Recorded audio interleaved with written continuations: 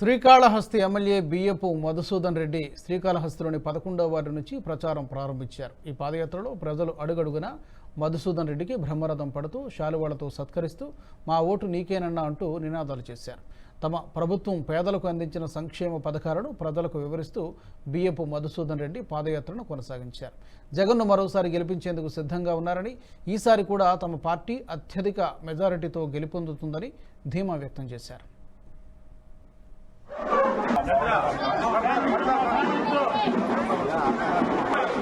ఈరోజు